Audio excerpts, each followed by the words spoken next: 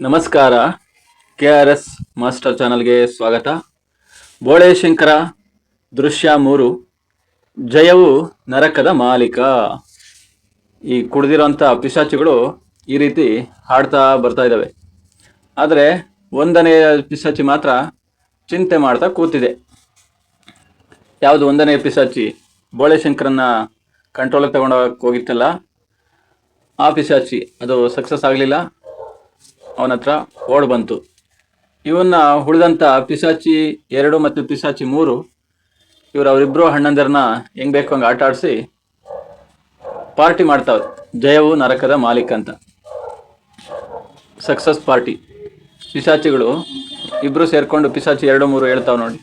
ಜಯವು ನರಕದ ಮಾಲೀಕ, ನಿನ್ನ ಖುಷಿಗಿ ಪಾನಕ, ಎಲುಬಿನೊಳಗಡೆ ಇಳಿದು ಆತ್ಮದ ಖಾಲಿ ತುಂಬುವ ಪಾನಕ, ಅಡಿಗಡಿಗೆ ನಡೆಗೆಡಿಸಿ ಪಾತಾಳಕ್ಕೆ ತಳ್ಳುವ ಪಾನಕ.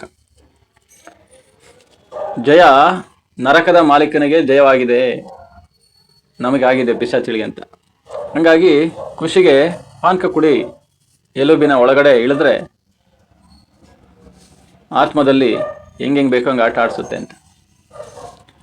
ಆತ್ಮ ಎಲ್ಲ ಖಾಲಿ ಮಾಡಿಬಿಡುತ್ತೆ. ಅಡಿಗಡಿಗೆ ಹೆಜ್ಜೆ ಹೆಜ್ಜೆಗೆ ನಡೆಗಳನ್ನು ಕೆಡಿಸುತ್ತೆ. ನಡೆಯೋದನ್ನ ಕೆಡಿಸಿ ಪಾತಾಳಕ್ಕೆ ತಳ್ಳುವಂಥ ಪಾನಕ. ನೋಡ್ತಾ ಇರ್ತೀವಲ್ಲ ರಸ್ತೆ ತುಂಬ, ಸಂಜೆ ಆದರೆ ಕೆಲವೊಂದು ಟೈಮ್ ಪಾತಾಳಕ್ಕೆ, ಭೂಮಿಗೆ ಅವ್ರಿಗೆ ಹೆಂಗೆ ಬೇಕು ಹಂಗೆ, ಯಾವ್ಯಾವ ಭಂಗಿಲ್ ಬೇಕೋ ಹಂಗಂಗೆ ಬಿದ್ದೋಗಿರ್ತಾರಲ್ಲ, ಆ ಥರ.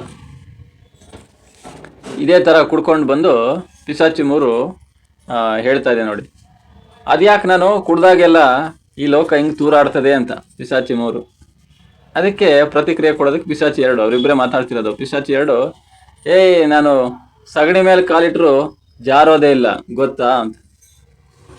ಅದಕ್ಕೆ ಪಿಶಾಚಿ ಹೇಳ್ತಿರೋದು ರೇಗ್ಸೋದಕ್ಕೆ, ನೀನು ಕುಡ್ದಿದ್ದು ನೀರು ಹೆಂಡ ಅಂತ ತಿಳ್ಕೊಂಡಿದ್ದೀಯ ಅಷ್ಟೇ ಅಂತ. ಪಿಶಾಚಿ 2, ನೀರಿನ ವೈರಿ ಕಣ್ಲ ನಾನು, ನೀರು ಬೆರೆಸೋದೇ ಇಲ್ಲ, ನೇರ ಹಾಗಾಗಿ ಮೈ ಚರ್ಮ ಎಲ್ಲ ತುಂಬ ತನಕ ಕುಡಿದು ಬಿಡ್ತೀನಿ, ನೀರು ಕುಡಿಯೋನು ಅಂತೆಲ್ಲ ಹೇಳ್ತೀಯ ಬೇಕುಫ. ನಿನ್ನಮ್ಮ ನೀರು ಕುಡಿಯೋಳು, ನಿನ್ನ ಅಪ್ಪ ನೀರು ಕುಡಿಯೋನು ಅಂತಂದು ಹೇಳಿ ಮಂಗಳೂರು ಭಾಷೆ ಥರ ಹೇಳ್ತಾ ಇದೆ ನೋಡಿ. ಅದಕ್ಕೆ ಪಿಶಾಚಿ 3, ಮನುಷ್ಯರ ಥರ ಮಾತಾಡಿ ಪಿಶಾಚಿಗಳಿಗೆಲ್ಲ ಅವಮಾನ ಮಾಡ್ತೀಯಲ್ಲೋ, ಅಂದರೆ ಮನುಷ್ಯರೆಲ್ಲ ಬೈದಾಡ್ತಾರಲ್ಲ ಆ ಥರ ಮಾತಾಡ್ತೀಯ ಅಂತ. ಪಿಶಾಚಿ 2 ಹೇಳೋದು, ನನಗೆ ಮನುಷ್ಯ ಅಂತೀಯನೋ ಖದೀಮ, ನೀನು ಮನುಷ್ಯ, ನಿನ್ನಪ್ಪ ಮನುಷ್ಯ ಅಂತ. ಒಬ್ರಿಗೊಬ್ರು ಹಿಂಗೆ ಸಕಾಲದಲ್ಲಿ ಬಾಯಿ ಮುಚ್ಚಿದ್ರೆ, ಈ ಟೈಮಿಗೆ ಸರಿಯಾಗಿ ಹೋಗಿ ಏನಾದರೂ ಬಾಯಿ ಮುಚ್ಚಿದ್ರೆ ಅನ್ಬಾರ್ದನ್ನು ಅಂದ್ಬಿಡ್ತೀನಿ ಅಂತಂದೇಳಿ 3ನೇ ಪಿಶಾಚಿ. ಏನೋ ಹೆದರಿಕೆ ಹಾಕ್ತೀಯನೋ ಬಡವ, ನಿನ್ನ ತಾತ ಮನುಷ್ಯ, ನಿನ್ನ ಅಜ್ಜ ಮನುಷ್ಯ ಅಂತ 2ನೇ ಪಿಶಾಚಿ. ಅಂದರೆ ಪಿಶಾಚಿಗಳಿಗೆ ಮನುಷ್ಯ ದೇವರು ಅಂತ ಹೇಳಂಗಿಲ್ವಲ್ಲ, ಅದಕ್ಕೆ ವಿರುದ್ಧವಾಗಿ ಅದೇ ಬೈಗಳು ಅವ್ರದ್ದು. ನನ್ನ ತಾಳ್ಮೆ ಪರೀಕ್ಷೆ ಮಾಡ್ತಾ ಇದ್ದೀಯಾ 3ನೇ ಪಿಶಾಚಿ. ತಾಳ್ಮೆ ಪರೀಕ್ಷೆ ಮಾಡೋದೇನು, ನಿನ್ನ ಅಜ್ಜಿ ಮುತ್ತಜ್ಜಿ ಅವರೆಲ್ಲ ಮನುಷ್ಯರು ಕಾಣು ಅಂತ 2ನೇ ಪಿಶಾಚಿ. ನಿನ್ನಮ್ಮ ದೇವತೆ ಕಣೋ ಅಂತ, ಮನುಷ್ಯನ ಮೀರಿ ನೆಕ್ಸ್ಟ್ ಲೆವೆಲ್ಗೆ ಬಂದ್ಬಿಟ್ಟ 3ನೇ ಪಿಶಾಚಿ. ನಿನ್ನಮ್ಮ ದೇವತೆ ಕಣೋ ಅಂತ. ಇದಕ್ಕೆ ತುಂಬ ನೋವಾಯಿತು 2ನೇ ಪಿಶಾಚಿಗೆ. ಏನಂದೆ, ನನ್ನ ಅಮ್ಮ ದೇವತೆ ಅಂದಿಯಾ, ಅಯ್ಯೋ ಅಯ್ಯೋ ಸೈತಾನ್ ತಂದೆ, ನೀನೇ ಕಾಪಾಡೋಯಪ್ಪ. ದೇವತೆ ಅಂತಂದೆಲ್ಲ ಹೇಳ್ತಾನಲ್ಲ, ನಮ್ಮ ಅಮ್ಮನ್ನ ಹೇಗೋ ಅವಳ ಮುಖ ನೋಡಲಿ, ಈ ವಿಷಯ ಗೊತ್ತಾದರೆ ಯಜಮಾನರಿಗೆ ಹೆಂಗೆ, ಯಜಮಾನರಿಗೆ ಹೇಳಿ ನರಕದಿಂದ ನಿನ್ನನ್ನು ಹೊರಗೆಲ್ಲಾದ್ರೂ ಹಾಕ್ಸಿದ್ರೆ ನಾನು ಪಿಶಾಚಿನೇ ಅಲ್ಲ. ಮಾತಾಡ್ತಿರ್ತಾರಲ್ಲ, ನನ್ನ ಹೆಸರೇ ಬದಲಾಯಿಸ್ಕೊಬಿಡ್ತೀನಿ ಈ ಥರ. ಹಂಗೆ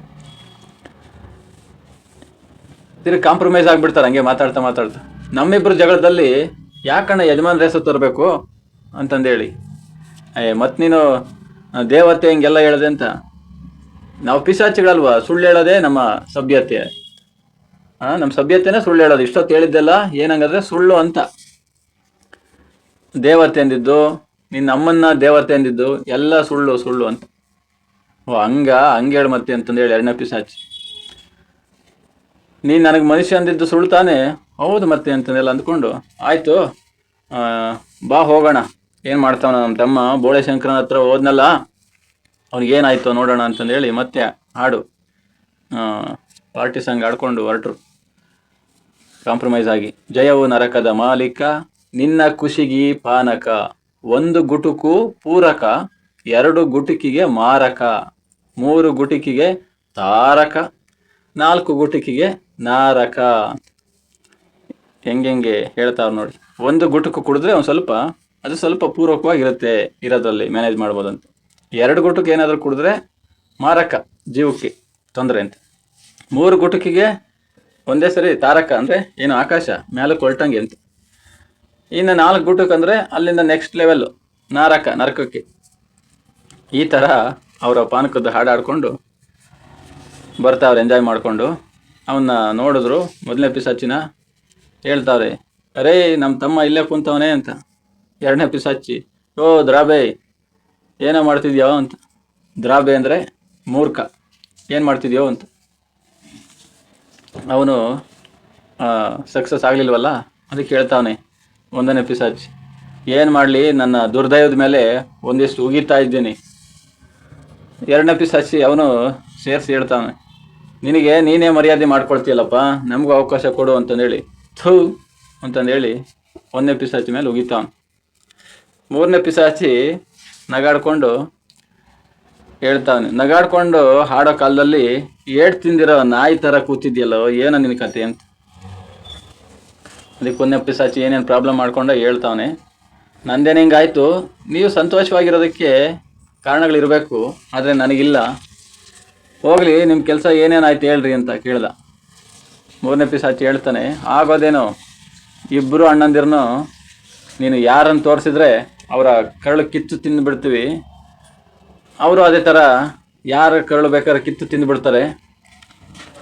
ಅವರಿಬ್ಬರು ಅವರವರ ಹೆಂಡಂದಿರನ್ನು ಕೊಂದು ಕುಣಿದಾಡೋ ದೃಶ್ಯ ನೀನೇನಾದ್ರು ನೋಡಬೇಕಾ, ಬೇಕಿದ್ರೆ ಹೇಳು, ಹಂಗೂ ಮಾಡಿಸ್ತೀವಿ, ಅವ್ರ ಹತ್ರ ಹೆಂಗೆ ಬೇಕಾದ್ರೆ ಹಂಗೆ ಮಾಡ್ತಾರೆ, ಆ ಥರ ಕಂಟ್ರೋಲಿಗೆ ತಗೊಂಡಿದ್ದೀವಿ ಅಂತ. 2ನೇ ಪಿಸಾಚಿ, ನಿನಗೆ ಮನೋರಂಜನೆ ಬೇಕಾಗಿದ್ರೆ ಹೇಳು, ಎಂಟರ್ಟೈನ್ಮೆಂಟ್ ಬೇಕಾಗಿದ್ರೆ ಆ ಮೀಸೆ ಮತ್ತು ಹೊಟ್ಟೆವನನ್ನು ಹಿಡಿದುಕೊಂಡು ಬರೋದು 2 ನಿಮಿಷ ಸಾಕು ನಮಗೆ ಅಂತ.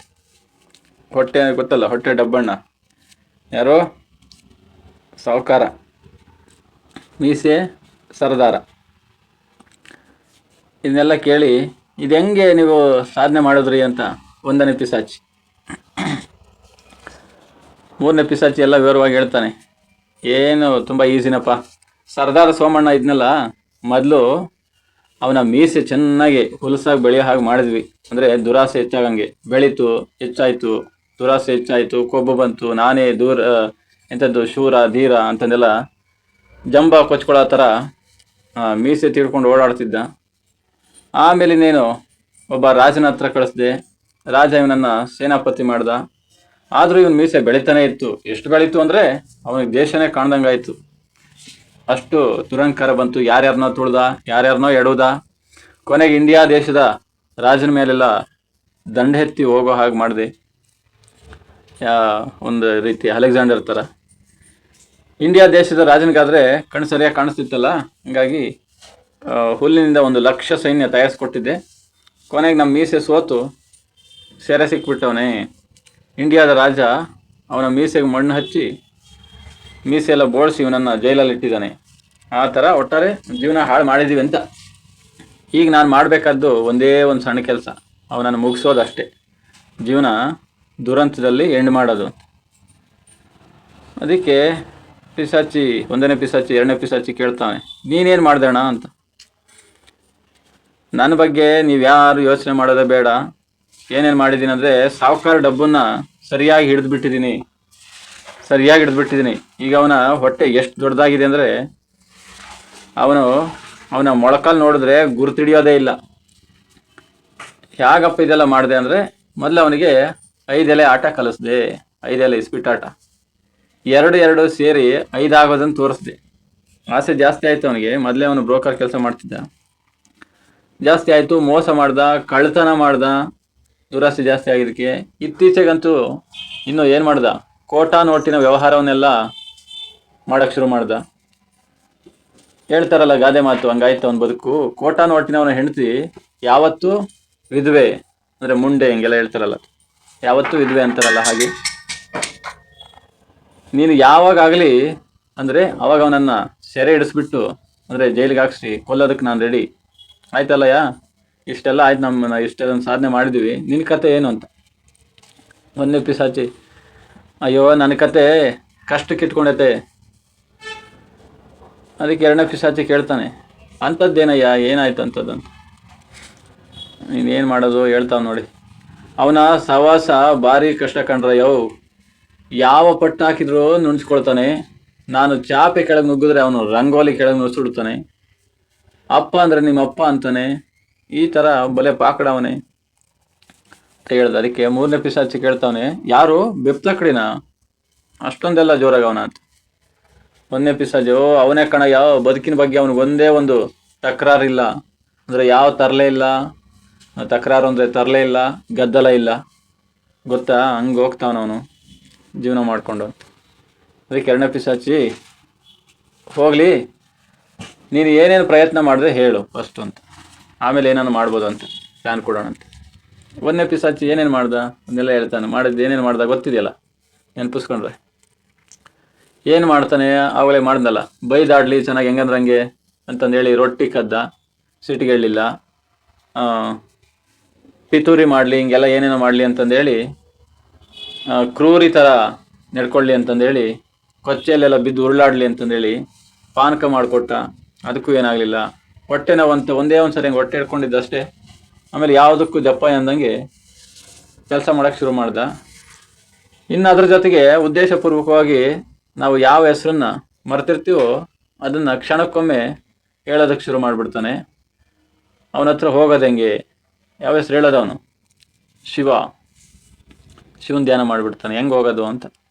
ಅದಕ್ಕೆ ಎರಡನೇ ಪಿಶಾಚಿ, ಎಲ್ಲ ಯೋಗ್ಯ ಬೆಪ್ತಕಡಿ ಇಂಥ ದೇವತೆ ಅಂತ ಗೊತ್ತೇ ಇರಲಿಲ್ವೇ ಅಂತ ಹಿಂಗೆಲ್ಲ ಮಾಡ್ತಾವನಂತೆ. ಮೂರನೇ ಪಿಶಾಚಿ ಏನು ಹೇಳ್ತಾನೆ ನೋಡಿ, ಯಜಮಾನ್ರಿಗೆ ಏನಾದರೂ ಇದು ಗೊತ್ತಾಗ್ಬಿಟ್ರೆ ಇನ್ನು ಯಾವುದಾದ್ರೂ ಪಂಡ್ರಾಪುರಕ್ಕೋ ಅಥವಾ ಸಾವಳಗಿ ಮಠಕ್ಕೋ ಇಂಥ ಯಾವುದಾದ್ರು ಪುಣ್ಯಕ್ಷೇತ್ರಕ್ಕೆ ಹೆಸರು ಬಿಡೋದು ಗ್ಯಾರಂಟಿ ಅಂತ ಭಯಪಡಿಸ್ತಾನೆ. ಅಂದರೆ ಪಿಶಾಚಿಗಳಿಗೆಲ್ಲ ದೇವಸ್ಥಾನದ ಕಡೆ ಹಾಕ್ಬಾರ್ದಲ್ಲ, ಅಲ್ಲೇನಿರುತ್ತೆ ಮೊಸರನ್ನ ಅದು ಇದು ಅಂತ. ಇವ್ರಿಗೆ ಬೇಕಾಗಿರೋದು ಬೇರೆ, ಹೆಂಡ ಸಾರಾಯಿ ಈ ಥರದ್ದು. ಯಾವುದಾದ್ರು ಅಧಿಕಾರಿಗಳು ಹೆದರ್ಸ್ತಾರಲ್ಲ, ನಿನಗೆ ನೀರು ನೆರಳಿಲ್ದಿರೋ ಕಡೆ ಟ್ರಾನ್ಸ್ಫರ್ ಮಾಡಿಸ್ಬಿಡ್ತೀನಿ ಅಂತ, ಹಂಗೆ ಹೇಳ್ತಾ. ಎರಡನೇ ಪಿಶಾಚಿ ಅದಕ್ಕಿನ್ನೂ ಪೂರಕವಾಗಿ, ಕೈಲಾಸದಲ್ಲಿ ಎಸೆದ್ರೂ ಆಶ್ಚರ್ಯ ಇಲ್ಲ ಅಂತ. ಕೈಲಾಸಕ್ಕೆ ಕಳಿಸ್ಬಿಟ್ರು ಆಶ್ಚರ್ಯ ಇಲ್ಲ, ನೀನು ಇಂಥ ಕೆಲಸ ಮಾಡ್ಕೊಂಡಿದೀಯ ಅಂತ. ಇದೆಲ್ಲ ಏನು ಮಾತು ನೀವು ಅಂತಂದೇಳಿ ಒಂದನೇ ಪಿಶಾಚಿ, ಏನಾದರೂ ಬದುಕೋ ಉಪಾಯ ಹೇಳ್ರಯ್ಯ ಅಂದರೆ ಏನೇನೋ ಮಾತಾಡ್ತೀರ ಅಂತ ಐಡಿಯಾಸ್ ಕೇಳ್ತಾನೆ. ಮೂರನೇ ಪಿಶಾಚಿ ಹೇಳ್ತಾನೆ ನೋಡಿ, ಹೀಗೆ ಮಾಡಿದ್ರೆ ನಿನಗೆ ಸಹಾಯ ಆಗ್ಬೋದು ನೋಡು ಅಂತ. ಸರ್ದಾರ ಸೋಮಣ್ಣ ಮತ್ತು ಸಾವುಕಾರ ಕಾಮಣ್ಣ ಹೆಂಗಿದ್ರು ನಮ್ಮ ಕೈಯಲ್ಲಿ ಅವರೇ, ಹೇಳ್ದಂಗೆ ಕೇಳ್ತಾರೆ ಅವರು, ನಮ್ಮ ಕಂಟ್ರೋಲಲ್ಲಿ ಅವರೇ. ಅವ್ರನ್ನ ಅಲ್ಲಲ್ಲೇ ಕೊಲ್ಲಬೇಕು ಅಂದ್ಕೊಂಡಿದ್ವಲ್ಲ, ಆ ರೀತಿ ಕೊಲ್ಲೋದ್ರ ಬದಲು ಬೆಪ್ತಕಡಿ ಹತ್ರ ಮತ್ತೆ ಕಳಿಸೋದು, ಆಸ್ತಿ ಎಲ್ಲ ಪಾಲು ಮಾಡ್ಕೊಂಡು ಬಂದ್ಬಿಟ್ಟವ್ರೆ, ಇನ್ನೊಂದ್ಸರಿ ಕಳಿಸೋದು ಅಂತ, ಇಲ್ಲ ಲಾಸ್ ಆಗ್ಯವರಲ್ಲ ಅಂತ. ಅದಕ್ಕೆ ಎರಡನೇ ಪಿಶಾಚಿ ಇಬ್ಬರಿಗೂ ಅವನ ನೆಮ್ಮದಿ ನೋಡಿ ಹೊಟ್ಟೆ ಉರಿಯುತ್ತೆ. ಅಲ್ಲಿ ಹೋಗಿ ನೋಡಿದ್ರೆ ನೆಮ್ಮದಿಯಾಗಿ ಅವನಲ್ಲ ಬೋಳಶಂಕರ, ಅವ್ನು ನೋಡಿದ್ರೆ ಏನಾಗುತ್ತೆ, ಹೊಟ್ಟೆ ಉರಿಯುತ್ತೆ. ಹೊಟ್ಟೆ ಉರಿದಾಗ ಏನಾಗುತ್ತೆ, ಜಗಳ ಆಡೋಕ್ಕೆ ಶುರು ಮಾಡ್ತಾರೆ. ಜಗಳ ಆಡಿದ್ರೆ ಬೆಪ್ತಕಡಿನೂ ರೇಗ್ ಹೋಗ್ತಾನೆ, ಕೋಪ ಮಾಡಿಕೊಂಡು ಹೆಂಗಂದ್ರೆ ಮಾತಾಡ್ತಾನೆ, ಶಾಪ ಹಾಕ್ತಾನೆ. ಅಷ್ಟು ಸಾಕಲ್ಲ ನಮಗೆ, ಅವನೊಂದು ಹೆಜ್ಜೆ ಹಾಕ್ದಂಗೆ ಆಗುತ್ತೆ, ಅದ್ರ ಕೆಟ್ಟ ದಾರಿ ಹಿಡ್ದಂಗೆ ಅಂತಂದೇಳಿ ಎರಡನೇ ಪಿಶಾಚಿ. ಮೂರನೇ ಪಿಶಾಚಿ, ನಾವಿಬ್ಬರು ನಿನ್ನ ಸಹಾಯಕ್ಕೆ ಅಲ್ಲೇ ನಿಂತಿರ್ತೀವಿ. ಅವ್ರು ಕಿತ್ತಾಡೋ ಸಂದರ್ಭದಲ್ಲಿ ನಾವು ಮೂವರು ಪಿಶಾಚಿಗಳನ್ನು ಮೀರುವ ತಾಕತ್ತು ಅವನಿಗೆಲ್ಲಿದೆ ಅನ್ನೋದನ್ನು ನಾನಂತೂ ನಂಬೋದಿಲ್ಲ. ಅವನಿಗೇನಂಥ ತಾಕತ್ತಿಲ್ಲ, ನಾನೇನು ನಂಬಲ್ಲ ಅಂತಂದೇಳಿ. ಒಂದನೇ ಪಿಶಾಚಿ, ಆಯಿತು ಸದ್ಯಕ್ಕೆ ನಮಗಿರೋ ಉಪಾಯ ಇದೊಂದೇ ಅಂತಂದೇಳಿ ಇಷ್ಟೆಲ್ಲ ಚರ್ಚೆ ಮಾಡಿ ನಿರ್ಧಾರ ಮಾಡಿಕೊಂಡ್ರು. ಯಾಕಂದರೆ ಅವರಿಬ್ಬರೇ ಸಕ್ಸಸ್ ಆಗಿದ್ರಲ್ಲ, ಜಯ ಪಡ್ಕೊಂಡಿದ್ರು. ಸೈತಾನ ಕಳಿಸಿದ್ರು, ಮೂವರನ್ನ ಕಳಿಸಿದಾಗ ಮೂವರನ್ನು ಕೆಡಿಸ್ಬೇಕು ಅಂತ, ಅವರಿಬ್ಬರೇ ಮುಂದುವರಿಯೋಕ್ಕಾಗಲ್ವಲ್ಲ ಅಂತ ಹಂಗೆಲ್ಲ ಪ್ಲ್ಯಾನ್ ಮಾಡಿಕೊಂಡು ಅದೇ ರೀತಿ ಮುಂದೆ ಬರ್ತಾರೆ. ಯಾವ ರೀತಿ ಏನೇನು ಮಾಡ್ತಾನೆ ಬೋಳೆಶಂಕರ, ಇವ್ರು ಹೇಳ್ದಂಗೆ ತಾಕತ್ತನ್ನು ತೋರಿಸ್ತಾನೋ ಅಥವಾ ಸಮಸ್ಯೆ ಮಾಡ್ಕೊಳ್ತಾನೋ ನೋಡೋಣ ಮುಂದಿನ ದೃಶ್ಯದಲ್ಲಿ. ಇದಿಷ್ಟು ವಿಚಾರ ನಿಮ್ಮೆಲ್ಲರಿಗೂ ಚೆನ್ನಾಗಿ ಅರ್ಥ ಆಗಿದೆ ಅಂತ ನಾನು ಭಾವಿಸ್ತಿದ್ದೀನಿ. ಇದೇ ರೀತಿಯ ಕನ್ನಡ ವಿಚಾರಗಳಿಗಾಗಿ ನನ್ನ KRS ಮಾಸ್ಟರ್ ಚಾನಲ್ನ ಫಾಲೋ ಮಾಡಿ. ನೀವಿನ್ನೂ KRS ಮಾಸ್ಟರ್ ಚಾನಲ್ನ ಸಬ್ಸ್ಕ್ರೈಬ್ ಮಾಡಿಲ್ಲ ಅಂದರೆ ದಯವಿಟ್ಟು ಸಬ್ಸ್ಕ್ರೈಬ್ ಮಾಡಿ. ನಿಮಗೂ ಅನುಕೂಲ ಆಗುತ್ತೆ, ನನಗೂ ಅನುಕೂಲ ಆಗುತ್ತೆ. ಈ ವಿಡಿಯೋ ನಿಮಗೆ ಇಷ್ಟ ಆದರೆ ದಯವಿಟ್ಟು ಲೈಕ್ ಮಾಡಿ, ಶೇರ್ ಮಾಡಿ ಅಂತ ಹೇಳ್ತಾ ಎಲ್ಲರಿಗೂ ಶುಭವಾಗಲಿ. ಧನ್ಯವಾದಗಳು.